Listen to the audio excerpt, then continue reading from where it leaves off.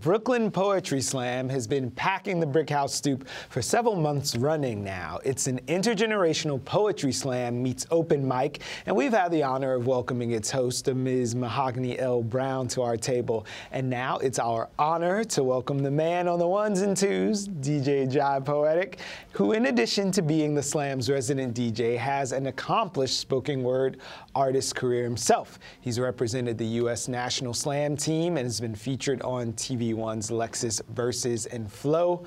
Welcome, Jive Poetic. Thank you very much. Thank you for having me. So you are the man who stands silently behind and keeps the music and the vibes flowing for all the young poets. And just a second ago, I asked you why you hadn't performed yet for the folks at the Stoop during the Brooklyn Poetry Slam, and your answer? Yeah, you know, I try to, we try to make room for new voices, try to encourage new voices to take the microphone. There are opportunities for me to get on the microphone throughout the city and nationally, but, you know, there needs to be space for new voices, you know. So if I'm going to be on stage all night, it needs to be room for somebody else who's not going to be there. So talk about the environment that you create here during one of the poetry slams on the Stoop.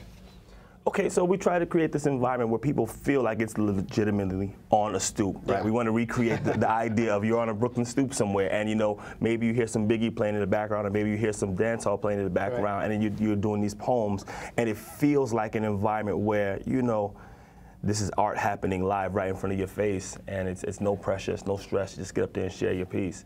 And you know, we try to create that just so that the environment allows new voices to enter. So speaking of those new voices, yesterday we had an exec who was instrumental to Def Poetry Jam here yesterday, and it got us talking upstairs in the office about, yeah, when I was in college, we used to go, and it was so cool. But now I'm like, oh, I'm sort of aged out, or I'm over it. But there are fresh young voices and young people who are always cycling in.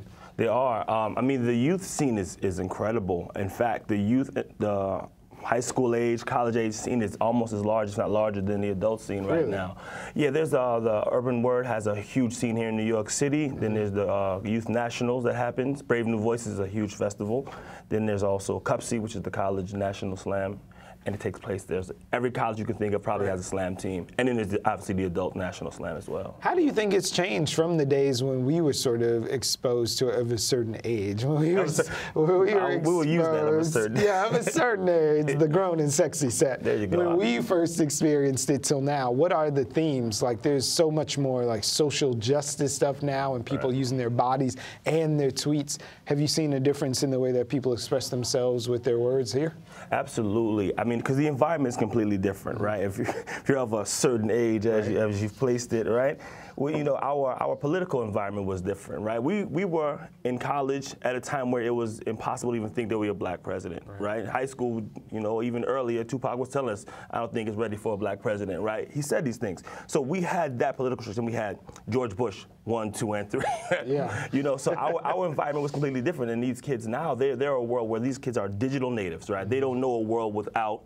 Like, I'm dealing with 20-year-olds who were born in the 90s. You know what I mean? They're not even dial-up. They've been strictly DSL. They don't know a world without it. So their life has told them, like, if you have something to say it, and the world will hear you. Instantaneous. So they bring that lens to their performance. So the stuff they're going to tackle is going to be different because they're also aware of, like, the urgency, right? If we, back in the 2000s, 90s, we heard about a police shooting.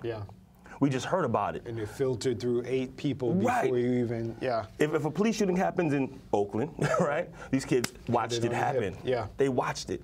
And immediately they can respond, and immediately they can put their poem out, and then they can perform here at the BRIC, and they can put it online, and the world gets it. Okay, the inverse of that then, does that mean all the poetry is crap because everyone's responding to the same thing, and these kids now are like entitled, if I tweet something, the world is waiting for me to weigh in on Kanye and Wiz or whatever is happening? Does it make the poetry less authentic or engaging, or am I just making things up? No, I think you're pointing at something very interesting, right? There are people who see poetry as a vehicle just for fame, or they just want to be visible, or they just want to get their social media followers up, and you can't avoid that, right? We had the same thing when the Def Poetry Jam was the thing. People thought, I'm going to just be on there, I'm going to be famous, so I'm going to just say whatever's going to get me signed, right? And then, you know, rappers back there, I just want to get signed, right? That always is going to exist. There's always going to be people who want to exploit the art, right?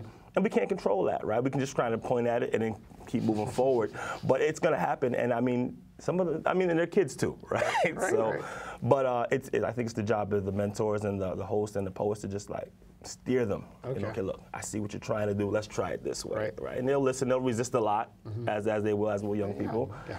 But yeah, I mean, fame is a drug that everybody at some point wanted a piece of. So how would you describe your style then? You have the benefit of that history and you get the energy of the new folks. What do you think that your perspective is that you share with the world? Well, I really focus on trying to bring context to the world that I see and the world that I've survived, right? Because things happen in cycles, right? And if we don't know the history, we don't know what happened, it's gonna happen again, right? And because things happen so fast, the media makes things happen so fast, historical spans are shorter, right? You know, something happens last year, it seemed like 1,000,000 years ago because we've been exposed to it so much, right? So my job, or how I approach poetry is like, listen, what did I see? What did I learn from it? Now, how do I give that to somebody? How do I let them take this experience home in a context maybe they wouldn't have approached before? So we've seen these like pitch perfect movies and acapella is all the rage. So for folks who can't sing, you can still express yourself and put pen to paper. That's right. Do you think that it's going to be one of these popular movements like that? Do you see what an inside look at the world of slam poetry would be like? Is it pretty cutthroat behind the scenes, or is everybody just walking into a patchouli-scented green room, shaking hands, ready for the show to start? I mean, I wish it was as romantic as you. No, not so much. Well, I mean, because at the end of the day, right? It's art, it's entertainment, it's people, it's people's emotions, their experiences, and that creates an environment where some people can handle this and some people just can't, and some people get the wrong idea. And it's like any other form of art or entertainment, right? There are people who are doing it right. What would be a wrong idea? What's the wrong idea that people could get? You know, people really think that. This is the way, this is it, this is their shot for huge fame, and they will try to get it at any cost. And they'll, you know, you can't let your ambition corrupt the environment, right? You can't let it consume you, because that's dangerous, and you'll alienate people, and then what'll happen when you're gone and the art is here? You'll be Stacey Dash. You'll just go out there and say some stuff. Yeah. I don't know, man. I think she's hired. I think somebody's got her, man. So we got to get her back. We got to rescue her, man. I can't believe. Well, we gave her up in the draft. It's fine. We traded. Oh man, we got Adele or somebody. We would take that. No. Sam Smith, like we already traded her in the draft. Well, she was. I mean, well, let's be fair. She was in Clueless. Is her famous? So. There's a commentary there. There's a poem. Hold on, I feel a poem coming. We'll do it together. We'll make a group poem out of that. And, so what can people expect when they come to the Poetry Slam? And if they haven't already RSVP, they might be kind of ass out of here. That's right, because last time it was sold out. It was packed. We grabbed capacity. So get here early, RSVP early. What can we expect? You're going to see some really high energy poems, and maybe they won't all be high energy performance, but the intensity of the content still will draw you out of your seat as well. I've seen a couple of poets just really talk you out of your seat, because that's part of the words are performance themselves, right? Yeah. So you'll see that, you hear some music, you'll have an amazing host, and you'll have good people around. Amazing DJ. And a reasonably good DJ. Knows a thing or two about poetry. A little bit, you know. You see you back there finger snapping. But I also can say that I work in the building. You know, I have the benefit of working at BRIC House, so I get to sneak down into the lobby without RSVP, and the crowd not so ugly. That's right. Not so ugly. Well, so pretty cool people come to the BRIC House stoop to check out the Brooklyn Poetry Slam. That's right on. So the intergenerational play then, they come from all stripes and walks of life, and it's a lot of good folks who you'd see standing in line at the post office and, hey, you're a poet. And that's what it's about, right? You know, there's a classism that comes with art, or an assumption of classism, right? And people will have you think, well, the stuff you do is not poetry because it's not in this academic environment, or it's not in this theatrical environment. That's not really true. I mean, think about some of our greatest poets. You know, some of them maybe didn't even go to high school, right? Finish high school or whatever. I mean, we're in Brooklyn. Let's talk about Jay-Z, right? This guy's had a career for almost, 30, 40 years.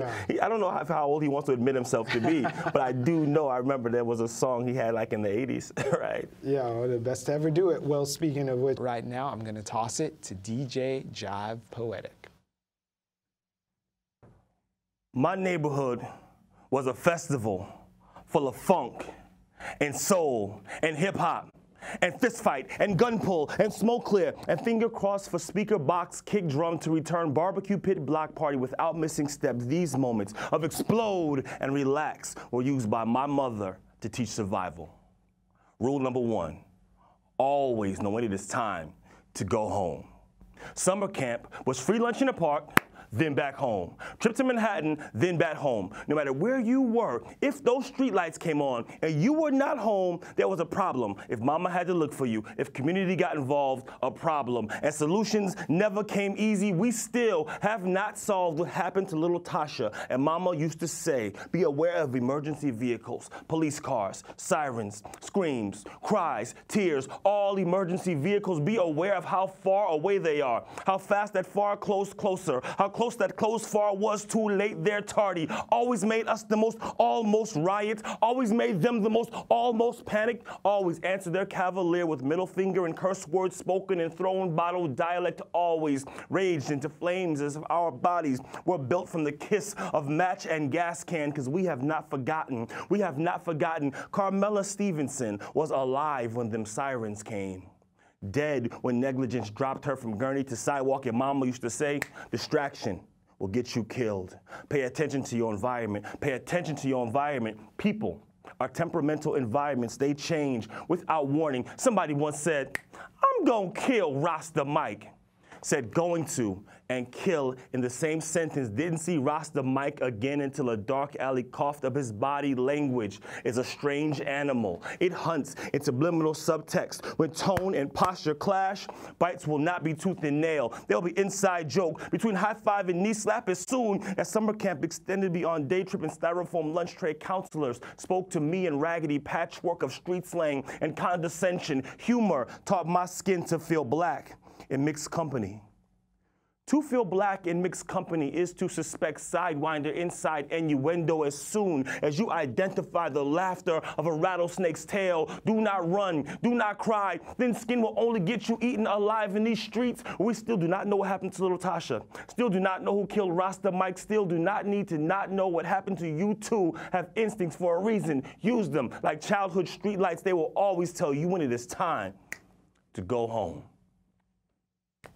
All right.